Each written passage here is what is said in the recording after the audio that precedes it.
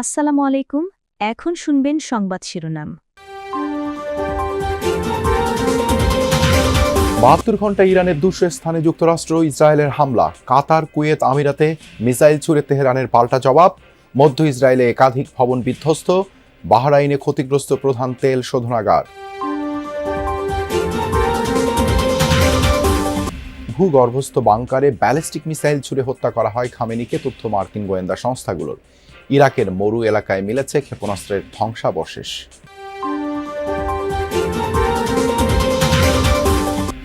মধ্যপ্রাচ্য পরিস্থিতিতে জ্বালানি নিয়ে উদ্বেগ, রাতের বেলাও পেট্রোল পাম্পে গাড়ির লম্বা সারি, আপাতত মজুদ পর্যাপ্ত আছে বলছে সরকার।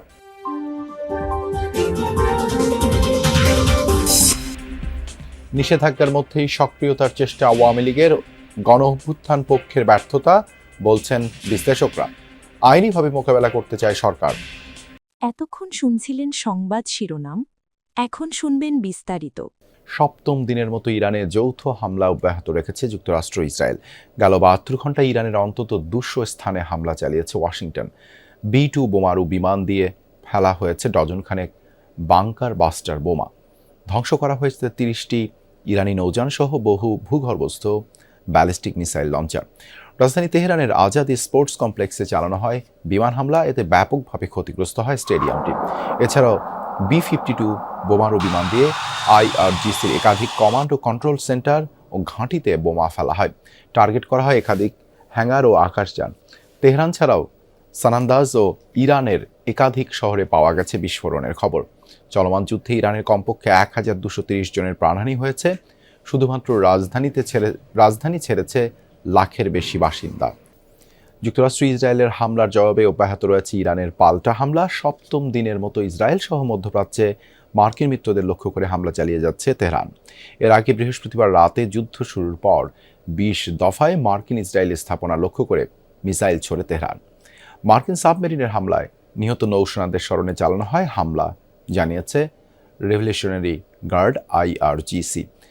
হামলায় মধ্য ইসরায়েলের বেশ কয়েকটি বাসভবন ক্ষতিগ্রস্ত হয়েছে, আগুন লাগে বেশ কয়েকটিতে। রাজধানী তেল আবিবেও পাওয়া যায় একাধিক বিস্ফোরণের খবর।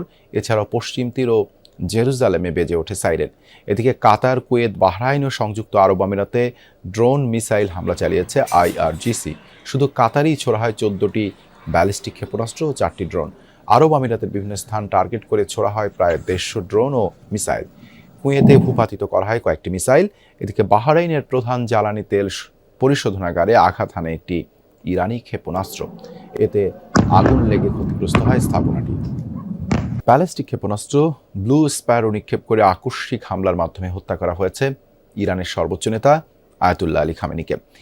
ইরাকের পশ্চিমের মরু এলাকায় মিলেছে এই মিসাইলের ধ্বংসাবশেষ। উৎক্ষেপণের পর মহাকাশ পর্যন্ত পৌঁছে দ্রুত গতিতে ফিরে এসে হামলা করতে পারে এই মিসাইল। নির্ভুল নিশানায় ধ্বংস করতে পারে ২০০০ কিলোমিটারের মধ্যে থাকা যে কোনো লক্ষ্যবস্তু। প্রতিরক্ষা বিশ্লেষক এবং গোয়েন্দা সংস্থাগুলোর গবেষণায় জানা গেছে F-15 ফাইটার জেট থেকে এই মিসাইল নিক্ষেপ করে খামেনির ভূগর্ভস্থ বাংকারে হামলা চালায় ইসরায়েল। একবার ছোড়ার পর পৌঁছাতে পারে মহাকাশ পর্যন্ত, এরপর ফিরে এসে নির্ভুল আঘাত করতে পারে কঠোর নিরাপত্তা বেষ্টিত যে কোনো লক্ষ্যবস্তুতে। আলোচনায় এসেছে ইরানের সর্বোচ্চ নেতা আয়াতুল্লাহ আলী খামেনিকে হত্যা করা ইসরায়েলের air launched ballistic missile blue. মার্কিন গোয়েন্দা সংস্থার তথ্যের বরাতে এই খবর নিশ্চিত করেছে চ্যানেল 12, জেরুজালেম পোস্টের মতো একাধিক ইসরায়েলি গণমাধ্যম। জানা গেছে ক্ষেপণাস্ত্রটি ব্যবহার করে আয়াতুল্লাহ আলী খামেনির ভূগর্ভস্থ বাংকারে আকস্মিক হামলা চালায় ইসরায়েল, যার ধ্বংসাবশেষ খুঁজে পাওয়া গেছে পশ্চিম ইরাকের মরু অঞ্চলে। গেল শনিবার স্থানীয় সময় সকালে F-15 যুদ্ধবিমান থেকে খামেনির অবস্থান লক্ষ্য করে ব্লু স্প্যারোর পাশাপাশি অন্যান্য ক্ষেপণাস্ত্র ছোড়া শুরু করে ইসরায়েল। নিখুঁত লক্ষ্যে 30টিরও বেশি হামলা চালানো হয় আয়াতুল্লাহ খামেনির কম্পাউন্ডে, যাতে মারাত্মক ক্ষতিগ্রস্ত হয় অন্তত 6টি ভবন। ঠিক তার পরদিন সকালে ছড়িয়ে পড়ে ইরানের সর্বোচ্চ নেতার মৃত্যুর খবর। ইসরায়েলের রাষ্ট্রীয় প্রতিরক্ষা প্রতিষ্ঠান রাফায়েল অ্যাডভান্সড ডিফেন্স সিস্টেমের তৈরি ১৯০০ কেজি ওজনের মিসাইলটি নিখুঁত হামলা চালাতে পারে ২০০০ কিলোমিটার রেঞ্জে থাকা যে কোনো লক্ষ্যবস্তুতে। ৬.৫ মিটার দীর্ঘ ও ১.৯ টন ওজনের এই ক্ষেপণাস্ত্র প্রচণ্ড গতিতে উড্ডয়নের পর পরিবর্তন করতে পারে নিজের গতিপথ। বায়ুমণ্ডলের একেবারে উপরের স্তরে পৌঁছে দ্রুতগতিতে নিচে নামার সময় যেতে পারে যে কোনো দিকে।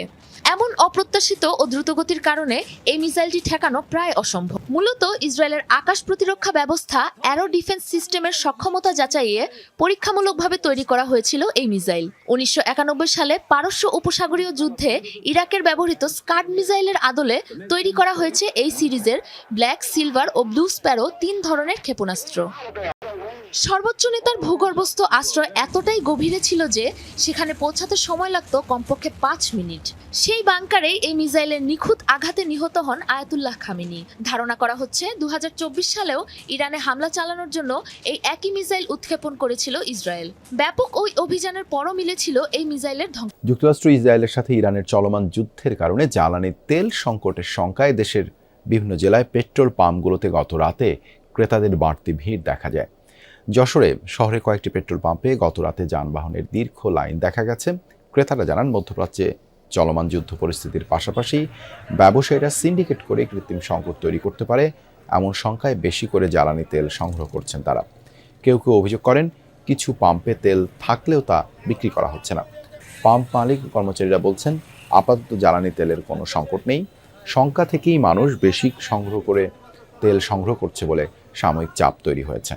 গতকাল সন্ধ্যার পর থেকে সাতক্ষীরার পেট্রোল পাম্পগুলোতেও ভিড় দেখা গেছে। বাইক চালকরা বলছেন, যুদ্ধের ফলে তেল সংকট তৈরি হওয়ার আশঙ্কায় আগে থেকেই প্রয়োজনীয় পেট্রোল অকটেন সংগ্রহে রাখছেন তারা। পাম্প মালিকদের দাবি, খুলনার ডিপো থেকে রেগুলার যে পরিমাণ জ্বালানির তেল তারা পান সেটি এখন পাচ্ছেন না, তাই মোটরসাইকেলের ক্ষেত্রে সর্বোচ্চ 300 টাকার তেল বিক্রি করা। মধ্যপ্রাচ্য সংকটের প্রভাব পড়েছে বাংলাদেশের পেট্রোল পাম্পে, দাম বেড়ে যেতে পারে এমন শঙ্কায় যে যার মতো তেল ভরছেন গাড়ির ট্যাঙ্কে। সামাজিক যোগাযোগ মাধ্যমে নানামুখী অপপ্রচারের কারণেই এই ব্যস্ততা বলে মত অনেকের। যদিও দেশে আপাতত জ্বালানি তেলের কোনো সংকট নেই। রাত ৩টা, নিকুঞ্জ এলাকার এই পাম্পে মোটরসাইকেলের দীর্ঘ সারি। সাধ্যমতো জ্বালানি নিচ্ছেন মোটরসাইকেল চালকরা। হঠাৎ করে বেড়েছে এই ব্যস্ততা। স্থানীয় রাজনীতিতে নিজেদের উপস্থিতি জানান দিতে শুরু করেছে আওয়ামী লীগ। কোথাও কোথাও কার্যালয় খুলেছে, ঝটিকা মিছিলের চেষ্টাও করেছে দলটি। গণ অভ্যুত্থানে পরাজিত দলটিকে আইনিভাবে মোকাবেলা করতে চায় সরকারি দল বিএনপি। বিশ্লেষকরা বলছেন, কেবল আইনি বা রাজনৈতিকভাবে নয়, সামাজিকভাবে মোকাবেলা করা দরকার। তাতে ব্যর্থ হয়েছে বিএনপি, জামায়াত ও এনসিপি সহ অভ্যুত্থানের পক্ষ শক্তিগুলো। সাধারণের কাছে ভালো কোনো দৃষ্টান্ত এখনও দেখাতে পারেনি তারা। আন্দোলনে ছাত্র জনতার উপর হামলা, গুলিবর্ষণের ঘটনায় ম্লান হয়েছে আওয়ামী লীগের অতীতের অনেক অর্জন। পুলিশের পাশাপাশি অনেক নেতাকর্মীও সরাসরি রাজপথে নেমেছিলেন সাধারণের বিরুদ্ধে, যার ফলে দলীয় প্রধানের পালানোর পাশাপাশি নেতাদের প্রায় সবাইকে চলে যেতে হয় লোকচক্ষু